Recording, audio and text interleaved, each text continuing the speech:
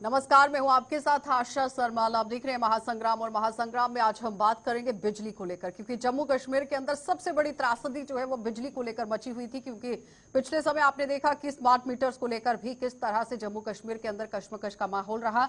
तो बड़ी अपडेट के सामने आपको बताते चले कि किस तरह से एक बड़ा ऐलान बजट सत्र के दौरान हुआ है, क्योंकि निर्मला सीतारमण की तरफ से एक बड़ी बात कही गई है कि किस तरह से यहाँ पर बिजली जो है वो फ्री होगी। और सिर्फ यहाँ पर ही नहीं, पूरे देश की बात उन्होंने की है। बड़ी अपडेट के साथ फ्री बिजली का ऐलान कर दिया गया है। और फिलहाल बताते चले कि यहाँ पर बिजली की जो 300 यूनिट हैं वो फ्री की जाएगी। और वित्त मंत्री ने अपने बजट के भाषण में इस तरह से बातें जो है वो सामने रखी है। साथ ही बताते चले कि हर एक किसी की ये मांग जरूर थी कि यहाँ पर बिजली की यूनिट्स जो है वो फ्री होनी चाहिए। लेकिन अब देखना ही होगा कि सरकार की तरफ से किस तरह से ये बिजली की 300 यूनिट्स यहाँ पर फ्री की जाएंगी, क्योंकि पूरे देश के लिए ये बड़ा ऐलान माना जा रहा है। सूर्योदय योजना को लेकर भी बात हो रही है, लेकिन कैसे इसका फायदा होगा वो जरा समझ लीजिए, क्योंकि आने वाले समय में रूफटॉप सोलराइजेशन से 1 करोड़ परिवारों को इसका लाभ होगा।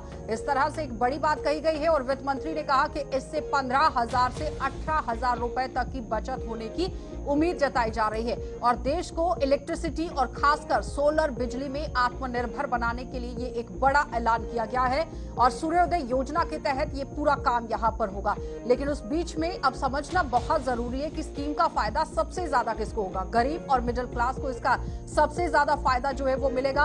और स्कीम के तहत 1 करोड़ लोगों को बिजली का बिल कम करने का भी मौका मिलेगा, क्योंकि जिस तरह से ज्यादा बिल आ रहे थे वो कम हो सकते हैं। तो जाहिर तौर पर अब देखना ही होगा कि जब ये पूरा काम होता है तो किस तरह से फायदा रहेगा। लेकिन सूर्योदय योजना क्या है जिसके तहत आपकी ये बिजली का बिल कम हो सकता है, वो समझ लीजिए। क्योंकि सूर्योदय योजना के तहत 1 करोड़ घरों में सोलर पैनल लगाए जाएंगे। और सोलर पैनल लगाने के बाद यहाँ पर आप देखिए बिजली आपको मिलेगी, और बिजली बिल्कुल मुफ्त होगी।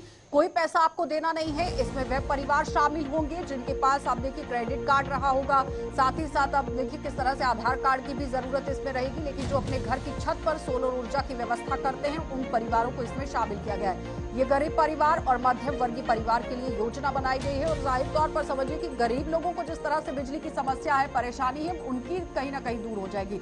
वायु प्रदूषण को कम करने के लिए भी इसमें मदद मिलेगी, क्योंकि जहां धुआं नहीं उड़ेगा उसके बाद आप देखिए वायु प्रदूषण जो है वो पूरी तरह से कम हो जाएगा। वही लोग आवेदन इसमें किस तरह से कर सकते हैं इस पर भी गौर फरमाना बहुत जरूरी है। जिनकी वार्षिक आय 1 या 1.5 लाख रुपए से कम है वो इसमें आवेदन कर सकते हैं। सूर्योदय योजना में आवेदन करने के लिए आधार कार्ड की जरूरत रहती है। और आधार कार्ड के साथ साथ यहाँ पर एड्रेस प्रूफ आपके पास होना चाहिए, बिजली का बिल होना चाहिए, आय प्रमाण पत्र होना चाहिए, मोबाइल नंबर आपके पास होना चाहिए। और भी देखिए बैंक पासबुक आपके पास होना जरूरी है। पासपोर्ट साइज फोटोज आपको देने, ये दस्तावेज जो है वो बहुत जरूरी रहेंगे जो इसमें इस्तेमाल किए जा सकते हैं, जो कि सूर्योदय योजना का अगर आपको लाभ लेना है। क्योंकि सरकार की तरफ से अगर यहाँ पर लाभ देने की बात आई है तो औपचारिकताएं आपको कुछ पूरी करनी होगी। और जब आप वो औपचारिकताएं पूरी करते हैं तो उसके बाद इसका सीधा लाभ आप ले सकते हैं। तो चलिए थोड़ी सी आपको बता देते हैं कि किस तरह से बिजली को लेकर ये एक बड़ी बात तो कही गई थी, लेकिन डिबेट में पैनल में डिस्कशन करना बहुत जरूरी है कि किस तरह से ये इंप्लीमेंट होगा, ग्राउंड तक किस तरह से पहुंचेगा, लोगों को कैसे इसका फायदा। तो बीजेपी पार्टी से अभिजीत जसरोटिया है, बहुत बहुत स्वागत जुड़ने के लिए। वीरेंद्र सिंह है हमारे साथ पीडीपी पार्टी से, आपका भी बहुत बहुत स्वागत जुड़ने के लिए। नम्रता शर्मा कांग्रेस पार्टी से हैं, आपका भी स्वागत। और दिनेश मनसोत्रा जी हमारे साथ हैं, वरिष्ठ पत्रकार हैं, एज ए एक्सपर्ट उन्होंने हमारे साथ ज्वाइन किया है। दिनेश जी आपका भी बहुत बहुत स्वागत जुड़ने के लिए। तो सबसे पहले दिनेश जी मैं आप ही के पास आऊंगी। जिस तरह से एक बड़ा ऐलान किया गया वित्त मंत्री की तरफ से कि 300 यूनिट जो हैं वो फ्री दी जाएंगी, लेकिन सवाल यहां पर यह है कि क्राइटेरिया क्या रखा जाएगा। और सूर्योदय योजना को लेकर भी बड़ी बात कही गई है कि सोलर पैनल्स जो है वो लगाए जाएंगे। किस तरह से ये पूरा बिजली फ्री का जो ऐलान है आप देखते हैं? देखिए आशा जी, जिस दिन राम मंदिर की प्राण प्रतिष्ठा हुई थी उस दिन शाम को प्रधानमंत्री ने ये घोषणा की थी कि क्योंकि उन्होंने भगवान राम को सूर्यवंशी ट्रीट करके ना, सूर्यवंश के साथ एसोसिएट करके ये सूर्य योजना उन्होंने शुरू की थी। और वित्त मंत्री ने अपने जो इस समय इंटीरियम बजट में अपने भाषण में इस योजना को इनकॉर्पोरेट किया है। तो ये बहुत मैं कहता हूँ कि रेवोल्यूशनरी योजना है। और अगर हम इलेक्ट्रिसिटी की बात करें, पावर डेफिसिट की बात करें, तो ये एक क्रांतिकारी कदम है। तो आज जैसे आपने कहा कि इसको इम्प्लीमेंट कैसे करना है, जैसे बीपीएल फैमिलीज को ये इस स्कीम का फायदा मिलेगा, तो स्कीम से आपने पहले सारा इंट्रोड्यूस कर दिया कि इससे एक तो हमारी इकोलॉजी का फर्क पड़ेगा। इस समय जो पूरा विश्व जो क्लाइमेट चेंज से कन्फ्रंट लड़ रहा है उसका फायदा मिलेगा। अगर ये जम्मू कश्मीर, मुझे लगता है कि जम्मू कश्मीर में बहुत जरूरी है इस तरह की योजना का इम्प्लीमेंट करना, क्योंकि हमारे जो डेफिसिट है, पावर डेफिसिट बहुत ज्यादा है, यहाँ पे जो TND लॉसेस बहुत ज्यादा है। अगर ये योजना लागू होते तो जम्मू कश्मीर के लिए, जम्मू कश्मीर में इकोनॉमिक सेल्फ सफिशिएंट की तरफ एक प्रोग्रेसिव कदम होगा। ठीक है, नम्रता जी। जो ये बजट पेश किया गया है, बजट हमेशा किसी न किसी ध्यान में रखते हुए अर्थव्यवस्था को, बेरोजगारी को, सब चीजों को रखते हुए रखा जाना चाहिए था, जबकि सब चीजों में कटौती की गई, हेल्थ केयर में कटौती की गई, एजुकेशन में कटौती की गई, बाकी वेलफेयर स्कीम्स में कटौती की गई। तो मुझे लगता है जो आप इकोनॉमी, हम आज इकोलॉजी की बात करते हैं कि यहाँ पे बहुत अच्छा है, ग्रीन रेवोल्यूशन की तरफ ये कदम है, लेकिन हमें ये भी देखना होगा कि जम्मू कश्मीर के अंदर इसका कितना फायदा मिलेगा, कितनी देर यहाँ पे हम सूर्य का लाभ ले सकते हैं, कितने दिनों तक। तो हमें सूर्य की रोशनी यहाँ देखने को भी अभी पिछले दिनों में ही नसीब नहीं हुई। मुझे लगता है कि अपने आप में बातें बहुत हैं, और जिस तरह से आज अर्थव्यवस्था चरमराई हुई है, और ग्रामीण क्षेत्रों के अंदर लोगों ने मनरेगा के अंदर, जहां इनका बजट ही 50,000 करोड़ था, जबकि इनको जो इनका खर्चा हुआ उसमें 85,000 करोड़ हुआ, इससे पता चलता है कि लोग रोजगार शहरों से छोड़ के आज किस तरह ग्रामीण क्षेत्रों के अंदर जा रहे हैं। तो बातें इनकी बहुत बड़ी बड़ी हैं। और सीतारमन जी, जो मुझे लगता है कि बिना आंकड़ों के हमेशा से बात करती हैं, प्याज महंगा हो गया तो कहते हैं हम प्याज नहीं खाते हैं, तो वो तो मुझे लगता है जिस तरह का उन्होंने बजट पेश किया अपने आप में, मुझे लगता है कि ठीक है। देखिए, मुझे लगता है कि बात सूर्योदय योजना की हो रही थी और पहुंच आप बजट पे रही है, तो वही हो गया जैसे एक बच्चे को ऐसे दिया था, वहां पर घर से याद कर गया था माई फ्रेंड, और आगे आ गया माई फादर का, तो फ्रेंड काट के उसने फादर लिख दिया, तो उसके बाद उसका क्या हाल हुआ, कांग्रेस का भी वही हाल हो रहा है। बात हम सूर्योदय योजना की करें, मैं उसी के ऊपर ही रहूंगा। सूर्योदय योजना की अगर आप बात करेंगे तो मुझे लगता है एक सही में ही जो भारत का सूर्योदय, और खासकर अगर आप देखें 2014 के बाद जो सूर्योदय हुआ है, और जिसका 2047 में विकसित भारत का संकल्प हमने लिया है, और जिस तरह से हम उस ओर बढ़ रहे हैं, और बढ़ भी इस तरह से कि जो आंकड़े आपके सामने ही बोलते हैं कि 2028 में, और ये IMF का डाटा है, किसी और का नहीं, कि भारत जो है वो 5 ट्रिलियन इकोनॉमी को क्रॉस करेगा, और कई ऐसे लोगों से, अगर कई ऐसे देशों से आगे छलांग लगाएगा जिन्होंने 200 साल तक हमें गुलाम बनाकर रखा। और रही बात इस योजना की, अगर मैं बताऊं तो योजना पर्टिकुलरली जो है गरीब लोगों के लिए, मिडिल क्लास लोगों के लिए, जिनकी 1.5 लाख से कम की आय है, उनके यहाँ पर ये फिट होगा, और 300 यूनिट की मुफ्त बिजली उनको दी जाएगी, जो अपने आप में एक ऐतिहासिक कदम रहेगा। इससे काफी हद तक लोगों का जो बिजली का खर्चा है वो कम हो जाएगा। देखिए, ऐसे है कि जिस योजना की हम आज बात कर रहे हैं, ठीक है, अगर कोई योजना बनी है जिससे हम लोगों को फायदा हो तो अच्छी बात है, लेकिन अब योजना के पीछे का, जैसे नम्रता जी ने कहा, जैसे दिनेश जी ने कहा, कि इसका जम्मू कश्मीर को कितना फायदा होता है, ये देखने वाली बात होगी। क्योंकि हमारी जो रियासत है इसमें क्लाइमेटिकली भी हमें प्रॉब्लम रहती है। जैसे इन्होंने कहा कि सूर्योदय योजना है, सूर्य से वो चलनी है। बहुत सारे ऐसे हमारे इलाके हैं जहाँ काफ़ी बर्फबारी और मौसम की वजह से कई ये रहता है। और मैं कहता हूँ कि ये जो स्लॉट इसमें इन्होंने रखा है कि 1 लाख से लेकर 1.5 लाख रुपया उसकी आमदन होनी चाहिए। भाई एक तरफ से तो हम ये कहते हैं कि अगर 1 लाख लगाएं तो मेरा ख्याल महीने की 8,000 रुपया बनती है, यही बनता, महीने का 8,000 रुपया उसकी पे बननी होगी। तो इस हिसाब से तो मैं समझता हूँ कि उसमें भी बहुत सारी दिक्कतें आएंगी, क्योंकि ये जो क्लास जब रखी जाती है तो जो आम आदमी के लिए परेशानी जो है वो बढ़ती है। क्योंकि अगर हमने देना तो सबको देना, लेकिन सबसे बड़ी बात मैं मंशा की बात करूंगा। स्कीमें तो बहुत सारी लागू करते हैं, स्कीमें तो बहुत सारी होती हैं, लेकिन आम जनता को उसका फायदा नहीं मिलता। अब मैं स्कीम में क्या है क्या नहीं, अभी उसका जो पूरा डाटा आ जाएगा, अभी तो ठीक है वीरेंद्र जी। दिनेश जी, जिस तरह से ऑपोजिशन पार्टियों की तरफ से भी आरोप लगाया जा रहा है कि मौसम सही नहीं रहता है, कई बार ऐसा है कि धूप देखने को नहीं मिलती है, तब भी लोगों को खामियाजा भुगतना यहाँ पर पड़ सकता है। क्या लगता है कि ये बात कितनी जायज है, और किस तरह से इसे इम्प्लीमेंट करने की जरूरत थी सरकार को, कि जो पहाड़ी इलाके हैं, दूर दराज के इलाके हैं और बहुत ही ठंड वाले इलाके हैं, वहां पर भी क्या इसी तरह से रहेगा, या फिर अगर धूप नहीं आती है तो उसका क्या अल्टरनेट क्या निकालने की जरूरत थी? ये क्या सवाल बनता था, ये सिर्फ जानना चाहूंगी। मतलब ये कि आपको 12 महीने 24 घंटे आपको सोलर एनर्जी पे डिपेंड रहना, एक अल्टरनेटिव प्रोवाइड करने की कोशिश की है। दूर दराज इलाके जहाँ पे बिजली नहीं है, अगर वहां पे सोलर पैनल लगा के अगर आपको पावर दी जाती है तो बहुत अच्छी बात है। ये पहले भी ऐसे, ये वरिंदर जी भी जानते होंगे, बाकी भी जानते हैं कि जो हमारी नोमैडिक लोग हैं, जो गुजर बकरवाल, जो ट्राइब्स हैं जो आगे पीछे ट्रैवल करती हैं, उनको ऑलरेडी एक सोलर पैनल दिया जाता है, पहले भी दिया था, और ये सक्सेसफुल रहा है सारा एक्सपेरिमेंट। तो ये ऐसी कोई बात नहीं कि मौसम का इस पे कोई असर नहीं पड़ने वाला। ऐसा कोई हिस्सा है नहीं जम्मू कश्मीर में कि यहाँ पे 6 महीने बिजली मौसम खराब रहता है। ये एक मतलब अल्टरनेटिव रहेगा लोगों को, जो लोग बिजली का बिल अफोर्ड नहीं कर पाते, एक सब्सिडी मिलेगी। खाली सिर्फ गरीब लोगों के लिए नहीं है, अगर जैसे अमीर लोगों के लिए जो मिडिल क्लास है, लोअर मिडिल क्लास है, उनको भी सब्सिडी पे ऑलरेडी पैनल मिल रहे हैं, सोलर पैनल मिल रहे हैं। ये जो गवर्नमेंट ने स्कीम बनाई है सिर्फ उन गरीब लोगों के लिए जिनको फ्री ऑफ कॉस्ट मिलेगा। ऑलरेडी सोलर पैनल को लोग इनकरेज कर रही है सरकार। अभिजीत जी ने बड़े अच्छे मुझे नवाजा कि मैं एक ऐसा स्टूडेंट हूँ जो एस्से पढ़ के गया और कहाँ से क्या कह दिया, किससे रिलेट किया। मैं थैंक यू कहना चाहती हूँ अभिजीत जी को। मैंने मेरी बात को अगर रिलेट कर पाते तो शायद किसी और कैटेगरी में रख लेते। मेरा कहने का मकसद ये था कि आज जो प्राथमिकता होनी चाहिए थी सरकार की, वो बेरोजगारी को लेके होनी चाहिए थी, हंगर इंडेक्स को लेके होनी चाहिए थी, मेडिकल फैसिलिटीज को भी लेके होनी चाहिए थी। और जहां तक अभी सोनू जी ने उस बात को बिल्कुल क्लैरिटी से सामने रखा। आप तो कहते हैं कि हमने सबकी आय इनकम बढ़ा दी। हम आज जो हम फिस्कल अभी हम देख रहे थे ग्राफिक्स, उसमें भी पता चल रहा था कि 4.8 पे कांग्रेस ने 2014 में छोड़ा था और आपने उसको 5.8 पे ही आज 2020 तो मुझे लगता है कि आप जो आंकड़े देते हैं, आपकी अपनी सरकार का आंकड़ा है कि आज जो इकोनॉमी है वो नीचे गिरी है। ये मेरे आंकड़े या कांग्रेस के आंकड़े नहीं है। तो आज रोजगार की स्थितियां क्या है, परिस्थितियां क्या है, तो बजट के लिहाज से आपने ये जो आपने ग्रीन रेवोल्यूशन की तरफ आप बढ़े हैं, हम उसको एडॉप्ट करें। और जिस तरह से भी दिनेश जी ने कहा कि ऑलरेडी ऐसी बहुत सारी योजनाएं थी और वो काम कर रही थी, लेकिन आप देखिए इन्होंने कहा कि सिर्फ इनकम 1 लाख और 1.5 लाख के 1,20,000 के हिसाब से होनी चाहिए। एक तरफ आप कहते हैं कि आपने गरीबी रेखा से सबको ऊपर ले आए।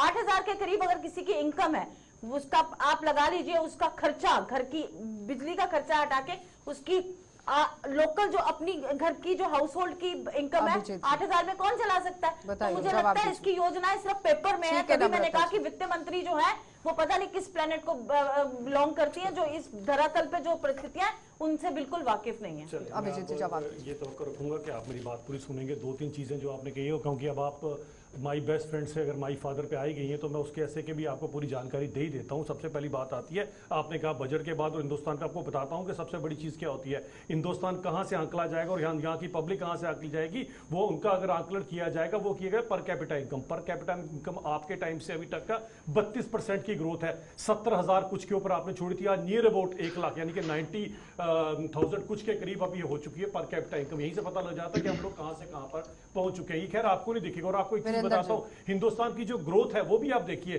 2014 में जब आप लोगों ने ये सरकार छोड़ी थी, उससे पहले 2013 में हम लोग 10वें नहीं 11वें नंबर पर थे, जब पूरी वर्ल्ड इकोनॉमी 3.2% से ग्रो कर रही थी। और आज अगर हम यहां पर 5th लार्जेस्ट इकोनॉमी की हो, तब जबकि सारी की सारी ग्लोबल इकोनॉमी श्रिंक कर रही है। ये पता लगता है कि हिंदुस्तान तरक्की कर रहा है कि नहीं कर रहा है। और कागजों की बात नहीं है, IMF के जाते हैं, कागज नहीं है ये। देखिए ऐसे है, हम सब लोग चाहते हैं कि हमारा देश तरक्की करे, इसमें कोई बड़ी बात तो नहीं है ना। हम सब इसी देश के वासी हैं। पार्टियां अलग अलग हो सकती हैं, प्रोफेशन अलग अलग हो सकते हैं। यहाँ तक स्कीम, मैं तो कहता हूँ अगर कोई स्कीम सरकार बनाती है जिससे गरीब आदमी का, आम आदमी का जीवन में उसको फायदा मिलता, तो हम सब वेलकम ही करेंगे ना, इसमें परेशानी किसको है। लेकिन एक बात तो बड़ी क्लियर है, जो मैंने उसकी गाइडलाइन देखी है, जितनी मैंने पढ़ी, अभी जब आ जाएगा पूरा होकर तो पढ़े, जो 1 से 1.5 लाख इनकम का आपने रखा है ना, मैं इस पे कहना चाहता हूँ कि जब मान लीजिए किसी की 10,000 रुपया महीने की इनकम है, उस 10,000 में वो परिवार भी पालता होगा, तो 10,000 से ऊपर वाले को आपने रखा नहीं, तो मुझे लगता है कि इसका जो फायदा है वो आम लोगों तक नहीं पहुंच पाएगा। इसमें इनकम स्लॉट जो था उसके ऊपर आपको वेरिफिकेशन करनी चाहिए। क्यों? क्योंकि मुझे नहीं लगता कि आज के दौर में कोई ऐसा आदमी हो जो 15,000 नहीं कमा, क्योंकि घर नहीं चल सकता ना उसका, वो खाना कहां से खाएगा। दूसरी बात इसमें है कि आगे भी, जैसे दिनेश जी ने कहा कि वाकई में आगे भी बहुत सारी स्कीमें हैं, खासतौर पर हमारे जो हिली एरियाज हैं, वाकई सही कह रहे हैं हमारे जो गुजर बकरवाल भाई हैं, जो 6 महीने ट्रैवल करते हैं आगे पीछे जो आप जाते हैं, उनको मिलती है सब्सिडी भी, इसमें कोई शक वाली बात। अगर पहले भी स्कीमें थी, आज भी बनी है, तो अच्छी बात है। लेकिन एक बात इसमें बड़ी अहम कहना चाहूंगा, क्योंकि जो चीजें देश को आज चाहिए उसके ऊपर समझने की जरूरत है, उसके ऊपर काम करने की जरूरत है। सबसे बड़ा मसला है महंगाई, है ना मसला। इसमें हम नहीं कहते हैं कि पहले महंगाई नहीं थी आज होगी, महंगाई मसला है। आज आप मुझे बताइए, सिलेंडर 1100 रुपए का बिक रहा है, खाने वाला तेल 200 रुपए किलो बिक रहा है, और सबसे बड़ी बात अभिजीत जी जवाब बेरोजगारी, दीजिए। ये चीजें हैं जिस पे महंगाई काम की करने की तरफ जरूरत है। ध्यान देने की देखिए, जरूरत सबसे है। पहली बात है कि महंगाई को लेकर भी जो, क्योंकि अगर मैंने जब आपके साथ बात की थी तो उसके ऊपर भी लेकर जो आपको शो कसा जा रहा है। और रही बात, एक चीज़ को उनको समझना चलेगा, जो 1.5 लाख की स्लैब रखी गई उसका एक रीजन रहता है। 1.5 लाख का लॉजिक ही ये रहता है कि इसकी स्कीम का बेनिफिट उनको पहुंचा जाए जिनके पास बिल्कुल कुछ नहीं है लगाने के लिए, वहां पर सरकार अपना काम करे। ये पुराने टाइम की स्कीमें थोड़ी ना जनाब। अगर आप पीछे जाओगे 2001 में जो एनसी लेकर आई थी रोशनी स्कैम के बाद 2004 में आपने उसको कंटिन्यू किया, फिर 2007 में भी आपने कंटिन्यू किया, हमने खाए हैं, आप भी खा लो। 24,000 करोड़ रुपए का वही रोशनी स्कैम है जिसके अंदर जो लोगों की जमीनें खाई थी और कहा यह था कि उसके क्या अंदर लगता है हम कि जिस आपको तरह डैम से बना कर अभिजीत जी देंगे, भी कह रहे हैं बिजली कि बना कर स्कैम देंगे, पर तो स्कैम कहांगे जो है सारे के वो सारे? बिजली को तो लेकर इनकी होता रहा, स्कीमों में और उस उसकी पर कहीं स्कीमों ना में यही कहीं फर्क है पूर्ण दोनों। विराम लगेगा इस पूरी योजना से? क्योंकि बिजली का बिल कम करने की बात कही गई है कि सोलर पैनल अगर आप लगाते हैं तो बिजली की जो कटौती है वो नहीं हो पाएगी और बिजली की बचत काफी तरीके से रहेगी। नहीं, देखिए, ये खाली बिजली का बिल कम करने की बात नहीं, ये पूरे विश्व, पूरा मतलब पूरा वर्ल्ड जो एक इस समय जो प्रॉब्लम फेस कर रहा है क्लाइमेट चेंज, और अगर आप ज्यादा कोशिश करेंगे हाइड्रो इलेक्ट्रिक प्रोजेक्ट बनाने की तो इकोनॉमी, हमारी इकोलॉजी के लिए बहुत बड़ा खतरा है वो। तो सरकार क्या, पूरा विश्व ये कोशिश कर रहा है कि अल्टरनेटिव मींस पे जाएं हम पावर के। तो ये ना केवल हमारे बिजली के बिल कम करेगा बल्कि हमारी आने वाली जो जनरेशन है, आने वाले 100 सालों में हम किस तरह से इकोलॉजी को बचाएंगे, अपनी इन्वायरमेंट को बचाएंगे, उसको भी हेल्प करेगा। ये सिर्फ इकोनॉमी की बात नहीं है, ये सारी बात है कि हमने अपना इन्वायरमेंट कैसे बचाना है। तो मतलब कहने का ये है कि सरकार जो 2047 का लक्ष्य लेकर चल रही है उस पर काम किया गया है, कुछ ऐसा उस पर का ये जो लेकिन बजट उस बीच सरकार ने पेश में किया, वित्त मंत्री की तरफ से एक और बड़ी बात कही गई थी दिनेश जी, जिसमें वो कह रहे थे कि झेलम तवी परियोजना के लिए 500 करोड़ रुपए और उसके साथ साथ जम्मू कश्मीर को 3,07,277 करोड़ रुपए आवंटित कर दिए गए हैं। ये जो तभी में जो हमारा प्रोजेक्ट चल रहा है इसको कंप्लीट करना है, जेलम ब्यूटिफिकेशन का प्रोजेक्ट चल रहा है उसको कंप्लीट करना है, इसको इसकी कंप्लीशन के लिए चल रहा है। लेकिन मैं एज ए इंडिविजुअल मतलब मैं नहीं मानता कि ये जो हाइड्रो इलेक्ट्रिक प्रोजेक्ट हैं इन पे पैसा खर्च करना चाहिए, क्योंकि ये बड़े डेंजरस हमारे समाज के लिए एक डेंजर बनेगा। आप देख लिए जो बगलियार प्रोजेक्ट है कैसे सीपिंग हो रही है पानी की, आहिस्ता आहिस्ता एरिया वो बैठ रहा है, तो ये प्रोजेक्ट बड़ा खतरा बनेगा हमारे लिए। तो इसलिए मुझे लगता है ये सोलर एनर्जी, विंड एनर्जी, इन एनर्जीज को इनकरेज करना चाहिए। अभिजीत जी जवाब दीजिए कि जो बड़े प्रोजेक्ट्स बताने की कोशिश हो रही है वो कहीं ना कहीं खतरा बनेगी। मैं बिल्कुल सहमत हूँ दिनेश जी से, और बड़ी अच्छी बात इन्होंने की, क्योंकि जब आप सोलर पैनल्स की बात करते हैं, मैं सोलर पैनल्स की अगर आपको कुछ खूबियां बता दूं, ये नहीं है कि बिल्कुल डायरेक्टली सन उसमें पड़ना चाहिए। सन का अगर सनलाइट है तो वो सोलर पैनल प्रॉपरली काम करता है। सिर्फ जब बारिश का जब टाइम होता है उस समय थोड़ी सी उसकी जो है वो भी इसमें कम हो जाती है। जब लाइट है तो उस समय सोलर पैनल काम करेगा। खैर अब नहीं पता बड़े सारे लोगों को इसके बारे में, सोलर पैनल अपने आप में कामयाब चीज है। जो पीछे पूरे सभी कंट्रीज ने आपस में एक मिशन लिया था, how to save this environment, उसमें हिंदुस्तान ने सबसे आगे होते हुए प्राथमिकता दिखाते हुए इस मिशन को अपने ऊपर लिया। और हिंदुस्तान में सोलर एनर्जी की टैपिंग जो है वो, क्योंकि सोलर एनर्जी काफी अबंडेंस में अवेलेबल है। अगर आप अभी देखेंगे तो लद्दाख में इतना बड़ा प्रोजेक्ट लग रहा है सोलर का, जिसमें मैक्सिमम जो मुझे लगता है देश की काफी हद वो तक तो बहुत एनर्जी अच्छे का से काम होगा पूरी हो अभिजीत जी, जाएगी। लेकिन सवाल यहाँ पर ये है कि कुछ प्रोजेक्ट जो है वो खतरनाक भी साबित बिल्कुल, होंगे। ये बात में बिल्कुल उसका सहमत भी हूं। अल्टरनेट निकालने की जरूरत थी। एकदम सही बात क्योंकि कही डोडा दिनेश। के अंदर जो आपने देखा डैम बनाया गया था, अभी तक उन लोगों को कॉम्पनसेट नहीं किया गया। देखिए बिल्कुल सही डोडा बात। से उन लोगों को उठाया गया था लेकिन अभी तक रिहेबिलिटेट नहीं हुए हैं वो लोग। देखिए दिनेश जी की बात में पूरी बिल्कुल सही तरह बात से। कही है कि ये जो अब आप डैम बनाते हो, अभी आप जो रंजीत सागर डैम है ये भी अगर डैम अगर आपने बनाया है तो आगे पीछे के एरियाज में ऑब्वियसली सिंकिंग शुरू हो जाती है, सब कुछ हो जाती है। Because once you start playing with the nature तो उसके अंदर ये चीजें हो जाती हैं। अब जो आपके पास रिसोर्सेज हैं या ये जो एनर्जी है दो टाइप की आती है, रिन्यूएबल या नॉन रिन्यूएबल। जो रिन्यूएबल है उसका तो चलो, ये नॉन रिन्यूएबल एनर्जी है वो हमेशा प्रॉब्लम क्रिएट करेगी, भले आप कोल माइंस निकाल लो, भले आप तेल निकाल लो, इन सब चीजों से। तो we should be dependent on जो रिन्यूएबल रिसोर्सेज है उसमें हमें ज्यादा डिपेंडेंसी शो करनी चाहिए as compare to non renewable. तो जो सूरज है वो रिन्यूएबल एनर्जी में आता है, इसीलिए इसके ऊपर प्राथमिकता दी गई। और हिंदुस्तान का आने वाले टाइम में आप देखिएगा इससे काफी जो एनर्जी की यूज है वो यहाँ से पूरी हो जाए, आपूर्ति हो जाएगी। इसमें कोई दो राय नहीं है कि जो सोलर एनर्जी है ये हमारी इकोलॉजी को सेव करती है और हमारी इकोसिस्टम के लिए बहुत फ्रेंडली है और हमें इसकी तरफ बढ़ना चाहिए। लेकिन मैं जिस बात पे हम बात करना चाहते हैं वो बात ये है कि इसका जो इन्होंने स्लैब रखा है, क्या इनको इसको मिडिल क्लास को नजर में रखते हुए नहीं रखना चाहिए था? थोड़ा स्लैब को बढ़ाना नहीं चाहिए था? इनकी इसी से मंशा पता चलती है कि चुनाव को देखते हुए इन्होंने इस स्लैब को रखा ताकि 1 लाख से एक भी। अब मुझे यही बात मैं इनसे जानना चाहती हूँ कि 8,000 कमाने वाला व्यक्ति अपना घर कैसे चलाता होगा? इसका मतलब ये मानते हैं कि गरीबी रेखा से नीचे अभी भी बहुत सारे लोग हैं, तभी तो इन्होंने 1 करोड़ का रखा कि 1 करोड़ तक लोगों को इसमें सुविधाएं उपलब्ध होंगी। तो अपनी बात को ही कंट्राडिक्ट करते हुए आंकड़े बहुत बड़े बड़े इन्होंने गिनवाए कि हमारा पहले ग्राफ यहाँ था, आज हम यहाँ पे स्टैंड करते हैं वर्ल्ड लेवल पे, लेकिन आज सच्चाई यही है कि आज बेरोजगारी 300 यूनिट फ्री करने की बात तो कही, आज लेकिन महंगाई जो है आज क्राइटेरिया हमारा क्राइटेरिया जो रहता है वो सही में गरीबों के लिए क्राइटेरिया रहता है। अब इनके टाइम का नहीं ना, गरीबी की जगह गरीबों को हटाओ। मुझे एक बात बताओ, 18 करोड़ लोग पिछले 5 सालों में जो है गरीबी रेखा से उठकर ऊपर आ गए, तो हमारे सामने ही आपके सामने हुआ। अब इनकी गरीबी का भी हाल देख लीजिए। झारखंड में 363 करोड़ रुपए इस गरीबी के दौर में जो इनके अकॉर्डिंग है, ऐसे गरीब नहीं चाहिए हमारे को जिनके पास 363 करोड़ रुपया मिला, उसके बाद मशीनें गर्म होगी, पैसा नहीं गिना गया, और वो भी इस टाइम पे आज के हाल में, जबकि एक ठेले वाला भी यूपीआई ट्रांजैक्शन करता है। इनके मंत्रियों के पास 363 करोड़ रुपया निकल रहा है। इनको गरीबों की कितनी फिक्र है? वो झारखंड जैसे बीमारू राज्य को आपने नहीं बख्शा, आपको गरीबों की फिक्र है। प्लीज वीरेंद्र जी, ऐसे है कि अब नाम झारखंड का आ गया तो बात तो चलो मुद्दे से थोड़ी सी हम भी करेंगे, मतलब मैं तो चाहता नहीं था, इन्होंने किया। अभी वाकया भी झारखंड में वो जो जम्मू कश्मीर के लोगों को बिजली को लेकर ज्यादा इन्फॉर्मेशन देते तो वो ज्यादा बेटर। मैं वो भी दूंगा। अब ये झारखंड गए हैं तो मैं थोड़ा देखे बाद में जम्मू कश्मीर आऊंगा। मुझे जम्मू कश्मीर में रोशनी स्कैम का भी जवाब दे दीजिए। मैं दे रहा हूं। बात बिजली की हो रही है, रोशनी स्कैम के ऊपर आपने बोला नहीं। 2004 2007 बोलने दो, 25,000 करोड़ रुपए का घपला, वो तो बात करो। हो गया, आज बिजली की बात हो रही है, रोशनी स्कैम का जवाब बीजेपी के लोगों के नाम आए थे। पहले दे लो जरा। जो रोशनी स्कैम जब शुरू होगा ना, बात निकली है तो दूर तक जाएगी। फिर आप देख लीजिएगा बीच बेड़ा तक जाएगी जहां से आपका सरपंच बीजेपी दफ्तर के अंदर नेताओं के अंदर जाएगी, जो यहाँ जाने के लिए आपके पास आए हैं। बीच बेड़ा से आगे जाएगी, पार्टी वहीं तक है, वहीं तक जाएगी। अभिजीत जी, इस तरह से नहीं चलेगा, दूसरे को इंटरप्ट ना करें। सुनिए, ऐसे है, जब अगर हम रोशनी स्कैम की बात करेंगे तो आपके नेताओं के भी नाम है, वो सोशल मीडिया पे घूम रहे हैं। चलाई किसने थी? बस यही है, चलाई किसने थी? बस यही है, आपने चलाई, बस यही मसला है ना आपका। जब आप बोलते मैं भी जोर देता हूं। मसला नहीं है, तसला है, और तसला ये वीरेंद्र जी अपनी बात रखिए। आप मेरी बात सुनिए अभिजीत जी, अगर किसी पे आप इल्जाम लगाते हो उसकी बात भी सुन लीजिए कीजिए। लोग जानते हैं, वो सब देख रहे हैं, उनको पता है क्या सच है क्या झूठ है। बड़ा अच्छा पता है। नंबर 2, आपने कहा अभिजीत जी इस तरह से आपने कहा जम्मू कश्मीर भी वाकई, अगर जम्मू कश्मीर को कोई फायदा होगा तो हम सब तो लोग उसके लिए तैयार हैं कि अच्छी बात है, फायदा होना चाहिए। भाई आप मुझे बताइए, आपने तो बीजेपी दफ्तर के अंदर लगाई एक वॉशिंग मशीन, जो रोशनी स्कैम, जिसको आप स्कैम कहते हो, जो उसमें इन्वॉल्व था वो आपके दफ्तर में बैठ के लोगों की समस्या हल कर रहे हैं। मुझे बताइए आपका किसका है? हमारा हो तो है ना, दोनों आपने इसलिए गए, हम तो वहीं खड़े हैं,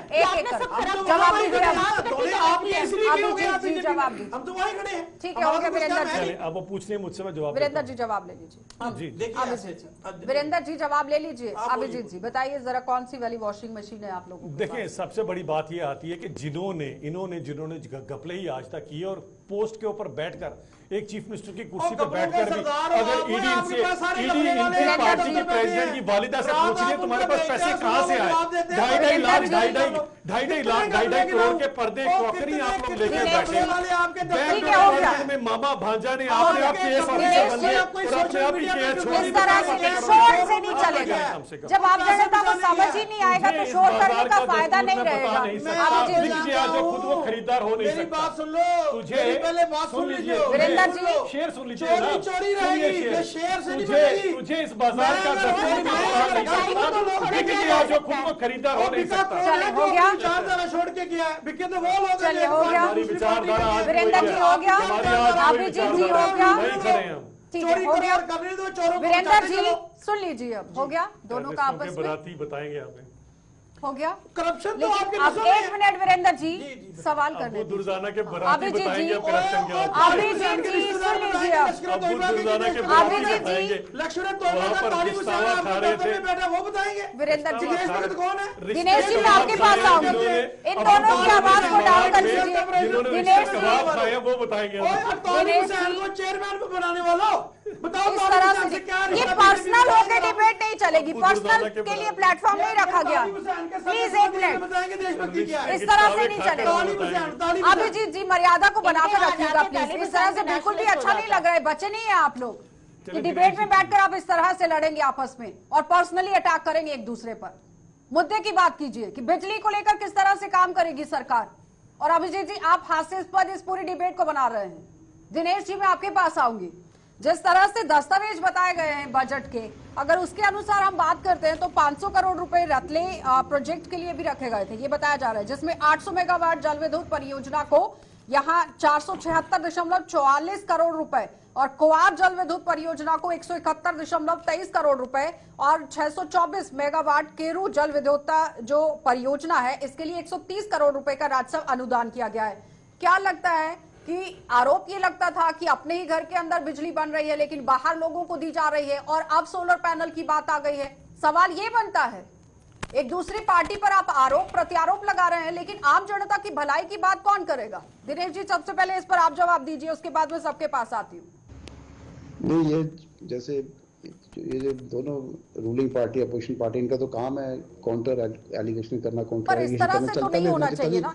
तभी आपकी डिबेट बड़ी लाइव बनेगी ना। ये तो ठीक कर रहे हैं, दोनों ठीक कर रही है, ठीक है। लेकिन बात यह है कि जब पहले भी हमने डिबेट में बात की थी कि कंसेंसस बनना चाहिए खासकर पावर को लेकर। पर दिनेश जी, जब तक आम जनता के मुद्दे हल नहीं होंगे तो डिबेट में इस तरह से लड़ने का फायदा नहीं है। या तो आगे जाकर बात की जाए और आम लोगों के हकों को पहुंचाया जाए वहां। जम्मू कश्मीरों को फायदा नहीं है उसका। रेटले प्रोजेक्ट से जो बिजली बन रही है, बिजली भेज रहे हैं राजस्थान में। कश्मीर एक नई राह पे चल रहा है जो सबको कोऑपरेट करके एक दूसरे को सपोर्ट करके चलना चाहिए। खासतौर पर पहले भी कहते थे कि पावर सेक्टर में सभी पॉलिटिकल पार्टीज को कंसेंसस बनाना चाहिए क्योंकि जम्मू कश्मीर नागालैंड के बाद दूसरे नंबर पे सबसे ज्यादा जहां पावर चोरी होती है। क्राइसिस चल रहा है जिसे आप बिल्कुल भी नकार नहीं सकते हैं।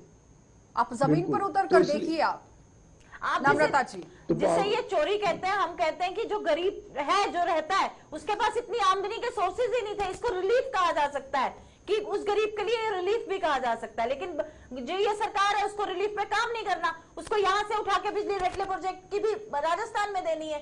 तो मुझे लगता है कि जम्मू कश्मीर जो हक रखता है, उसका पानी, उसके रिसोर्सेज, उसका हक है उस बिजली पे, उसको पहला हक नहीं मिलता और वो बिजली बाहर भेज दी जाती है। ये तो नाइंसाफी है ही है जम्मू कश्मीर के साथ, जिसपे काम करना चाहिए था इस सरकार को। नेशनल हेराल्ड केस के अंदर पार्टी प्रेसिडेंट पार्टी के युवराज से अभी तक वो गरीबों के पैसे वापस मांगे जा रहे हैं, वो आप दे नहीं रहे लोगों को। गरीबों की आपको चिंता नहीं होनी चाहिए प्लीज। गरीबों की चिंता ना आप कीजिए। अब मैं बड़ी सीरियस एक बात करने जा रहा हूँ, मेरा रिक्वेस्ट है, मैं आपके बीच में बोला था, आप क्यों बोल रहे हैं? 2 से 3 मिनट पहले ही आप लोग बर्बाद कर चुके हैं। सुन लीजिए, मैं बड़ी सीरियस लेके अब ये बना दी डिबेट, अब ये डिबेट को डिबेट का समय वैसे भी आप बर्बाद कर चुके हैं। नम्रता जी, अभिजीत जी, अपने समय पर बोलिए प्लीज, क्योंकि मुझे वाइंड अप भी करना है। आपने मुझे कहा था बोलने के लिए, बीच में ये बोल रही है। मैं आपको बड़ी सीरियसनेस से एक बात बताता हूँ, सुनिए। तो ये आपके भी और पूरे देश के हित के अंदर फायदा। अगर देखिए, कोई बहुत बड़ी बात नहीं, सोलर पैनल को इतना बड़ा चीज नहीं होती कि जिसे आप खरीद नहीं सकते। कोई मर्सिडीज कार नहीं है सोलर पैनल। जो इंसान अपने घर में अगर टीवी लगा सकता है, फ्रिज लगा सकता है, कुछ लगा सकता है ना। मैं बात कर रहा हूं जो 1.5 लाख की स्लैब से ऊपर वाले लोग हैं, वो अगर अपने घर के ऊपर, और पूरा हिंदुस्तान अगर अपने घर के ऊपर एक सोलर पैनल लगा लेता है, ये देश पूरी दुनिया को ये एनर्जी बेचेगा। अगर आप थोड़ी सी गंभीरता से इसके ऊपर चलेंगे तो ये जो बाकी की बातें करनी, ये सब बेतुकी और बेफजूल बातें हैं। और बड़ी अच्छी बात की, मैं आज बड़ा इंप्रेस हुआ दिनेश जी से, जिन्होंने ये बात की कि we should care about environment. आपस की सियासत छोड़िए, अगर देश में कुछ अच्छा काम ये सरकार कर रही है, आप सबको सराहना करनी चाहिए। This revolution was not started by Modi government. This revolution has been started आपने before तो कोयले को एनर्जी, आपने तो नॉन लेबर कोयले में भी, याद है कोयले की दलाली में मुंह काला। अब मैं आऊंगा कोल स्कैम के ऊपर आऊंगा, फिर मैं कोल स्कैम के ऊपर आऊंगा, आपको मुश्किल हो जाएगा। बोलेंगे कि समय नहीं दिया गया है बोलने के लिए, जल्दी से अपनी बात रखिए। हो गया, मैं कुछ कहूंगा, लोग सुनने भी चाहिए, उनको पता भी चलना है हम करके। देखिए, एक बात है, अगर कोई देश के हक में स्कीम है, सब वेलकम करेंगे, इसमें कोई बात नहीं। लेकिन उसके ऊपर कुछ सियासत करना चाहेगा तो मैं समझता हूँ वो बुरी बात है। नंबर 2 एक बात है, अब हम इल्जाम तो बड़े हैं, इल्जाम तो भारतीय जनता पार्टी पर भी हैं, आज तक किसी ने जवाब नहीं दिए। हाँ, मैं नहीं, मेरी बात सुनिए, 2 नंबर आपका बड़ा, मैं 2 नंबर में आप हो, हम तो है नहीं। 2 नंबर ही सब आपके पास है। जिसको अजीत पवार को आप चोर कहते थे, वो आपका डिप्टी चीफ मिनिस्टर है। भाई, अजीत पवार को आप चोर कहते थे, और भाई साबित करो किसी को अंदर करना। धन्यवाद जुड़ने के लिए, और साबित करो ना किसी का तालिब हुसैन आपका वेट कर रहा है। नम्रता जी, आपका भी धन्यवाद और दिनेश जी, आपका भी धन्यवाद। तो फिलहाल आपने देखा कि सिर्फ और सिर्फ लड़ाई ही हो रही है, लेकिन अभी तक ये समझ नहीं आया है कि सोलर पैनल जो लगाए जाएंगे, किस तरह से आम जनता को यहाँ पर बिजली दी जाएगी। क्योंकि जम्मू कश्मीर के अंदर ज्यादातर क्राइसिस जो है वो बिजली को लेकर हैं। आम लोगों के बिल इतने ज्यादा आ चुके हैं कि वो उसकी भरपाई नहीं कर पा रहे हैं और आधा बिल माफ करने की भी बार बार मांग होती है। लेकिन अब देखना ही होगा कि सरकार की तरफ से जो सूर्योदय योजना लाई गई है उस पर किस तरह से काम होगा, ये बड़ा सवाल है। लेकिन लगातार यहाँ पर आरोप प्रत्यारोपों का सिलसिला बदस्तूर जारी है, लेकिन इस बीच में आम जनता पिस रही है, जिसकी तरफ गौर फरमाने की जरूरत है। आप देखते रहिए कार्यक्रम।